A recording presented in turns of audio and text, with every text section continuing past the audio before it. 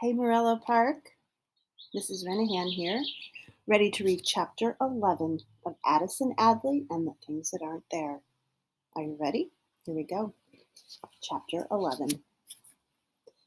On Tuesday morning, the speeches continued. Most of them were pretty boring. Famous authors, not so famous explorers, but at least they passed the time so we didn't have to do the real work, like math. Sam gave his speech on medieval times in the afternoon. It was pretty good, except for the sentences he repeated 3 times. I guess he was pretty excited. He brought in some props, like a catapult that he'd made. You could launch real stones with it and throw them right across the room. I wished he'd launch one at the fire alarm so we could get out of school early. Everybody clapped after Sam's speech, and I did too. My hands weren't as sore as they'd been the day before after Tiffany's speech. It's funny how they have a mind of their own, too. Becky did her speech next. It was about ventriloquism. She even brought in a real dummy that she had borrowed from her uncle. The only problem was she got so nervous she forgot to move the dummy's mouth. A talking dummy who doesn't talk? Kind of pointless. I felt sorry for Becky. It looked like she was going to start crying. Tiffany rolled her eyes at her and clapped and turned the other way. I gave Becky a thumbs up and clapped really hard. I don't know why some people get so nervous about giving a speech. Then again, I guess having Tiffany roll her eyes at you from the front row would give anybody the creeps. Are you ready for tomorrow? Sam asked as we headed home from school. Sure, I lied. Speech will be easy. What about the punch? Sam was always worrying about me. I guess he needed somebody to worry about beside himself. I didn't mind helping him out with that. Yeah, I said, I've got everything. I hoped everything I needed was in the kitchen cupboards, which are full of organic this and organic that. Mom was out at another astronomy meeting. That was good because I wanted to surprise her by making the punch myself. I looked at the recipe. Organic smoothie delight. 1 cup of organic grape juice. 2 cups of organic cranberry juice. 1 cup of organic orange juice. 2 cups of organic iced tea. 3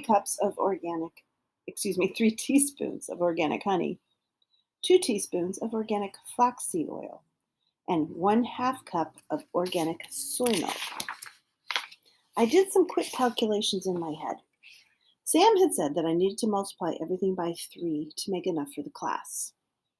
Something didn't seem to add up. I definitely didn't have all the ingredients. I decided to go down to the grocery store on the corner and get what I needed.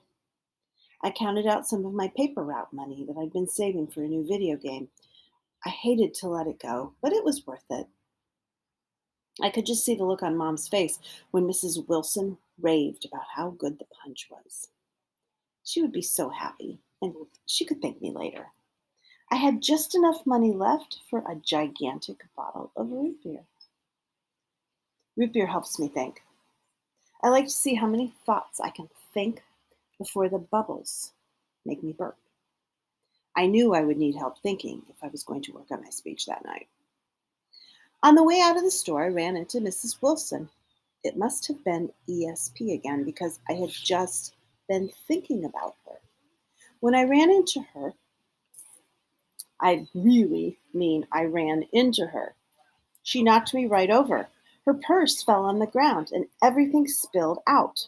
I scrambled to my feet and began to pick things up. Ugh, she snorted, looking down at me like I was a pesky mosquito or an annoying fly. Watch where you're going next time, Annison. I didn't bother correcting her. I figured not getting my name right ran in her family. I'm sorry, Mrs. Wilson. I handed her purse back to her. That's a really nice wallet you've got there. Mrs. Wilson snorted again. It's sort of like my mom's wallet, I continued. She's got an extra nice one to keep her grocery money in. She keeps it with all her fancy recipes and stuff. Mrs. Wilson snorted one more time and left. I guess compliments didn't work with her kind. The punch would have to speak for itself. When I got home, I put the punch ingredients out on the table. I measured and I mixed. I mixed and I measured. Must have made extra strong iced tea because the punch looked darker than Mom's. It sure looked tasty though. If I hadn't had to finish my root beer so I could burp, I would have had a glass of it. I gave it one final stir. At last, my masterpiece was done. Now I had to finish my speech. I thought and I wrote. I wrote and I thought. Before I went to bed that night, I added 2 more lines on my speech. I now had 6 lines. That would have to do. Mrs. Steen, honorable judges, and fellow classmates. Do you ever wonder if something is really there? Like how a dog can hear a really high whistle?